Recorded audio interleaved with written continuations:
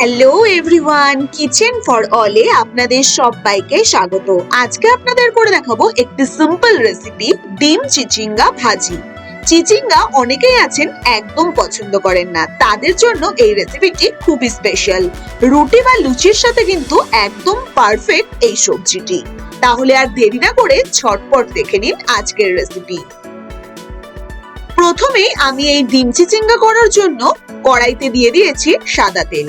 এবার দুটো ডিম ফেটিয়ে নিয়েছি। এবার সেই ডিম দুটো খুব ভালো করে তেলের মধ্যে নেড়ে চেড়ে ভুজিয়া বানিয়ে নেব।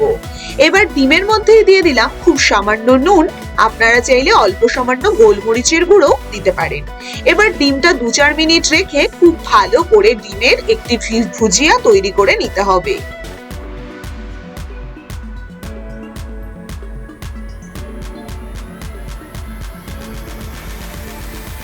এবার ডিমগুলো খানিকক্ষণ বাদে নাড়াচাড়া করে একদম ঝুড়ো ঝুড়ো এরকম ডিমের ভুজিয়া তৈরি করে তুলে রাখুন অন্য একটি পাত্রে। এবারে সেই ডিম ভুজিয়ার তেলে দিয়ে দিন আরো সামান্য সাদা তেল। এবার তাতে দিয়ে দিন ফোড়ন, একটি শুকনো লঙ্কা আর কিছু কালো জিরে।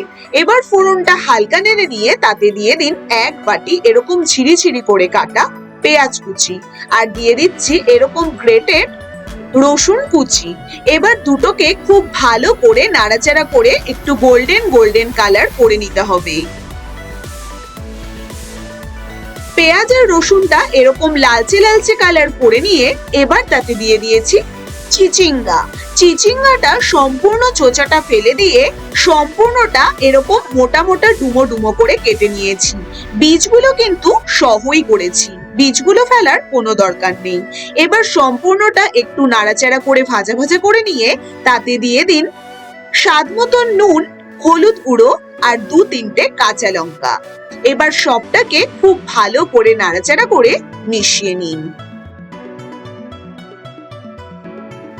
রান্নাটি কিন্তু ভীষণ সিম্পল, কিন্তু খেতে ভীষণ টেস্টি। এবার সবটাকে খুব ভালো করে নাড়াচাড়া করে মিশিয়ে নিয়ে এবার ঢাকা দিয়ে রাখতে হবে 10 থেকে 15 মিনিট। চিচিঙ্গাগুলো থেকে জল বেরোবে, তাই কোনো রকম জল ছাড়াই 10-15 মিনিট ঢাকা দিয়ে খুব ভালো করে রান্না করে নিতে হবে। এবার ঢাকনা সরিয়ে দেখুন খুব ভালো সেদ্ধ হয়ে গেছে। এবার সম্পূর্ণটা নাড়াচাড়া করতে থাকুন বেশ খানিকক্ষণ। এবার নাড়াচাড়া করতে হবে আরো মিনিট 5 থেকে 10 মিনিট। খুব ভালো করে এরকম আর ঢাকা দেওয়ার দরকার নেই, আস্তে আস্তে মাঝে মাঝে একটু নাড়াচাড়া করে একদম এই রকম করে নিতে হবে। ঢাকনা ছাড়াই এবার 5 মিনিট মতন খুব ভালো করে মাঝে মাঝে নাড়াচাড়া করে নিতে হবে। যারা চিচিঙ্গা খান না বা অনেকেই একদম পছন্দ করেন না, তারা একবার এই স্টাইলে রান্না করে দেখতে পারেন। কি যে ভালো লাগে বলার মতো নয়। এবার ডিমের যে ভুজিয়াটা আমি প্রথমে করে রেখেছিলাম, সেই ডিম ভুজিয়াটা এর উপর দিয়ে দিন। এবার খুব ভালো করে সবটাকে মিশিয়ে নিন।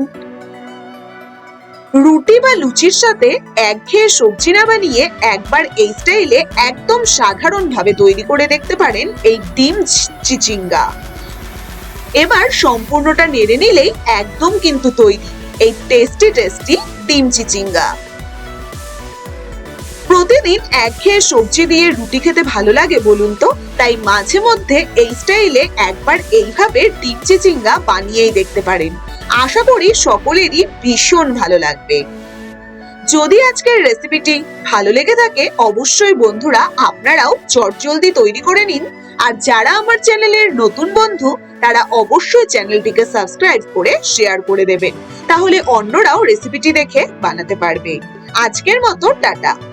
সকলেই ভীষণ ভালো থাকবেন, সুস্থ থাকবেন।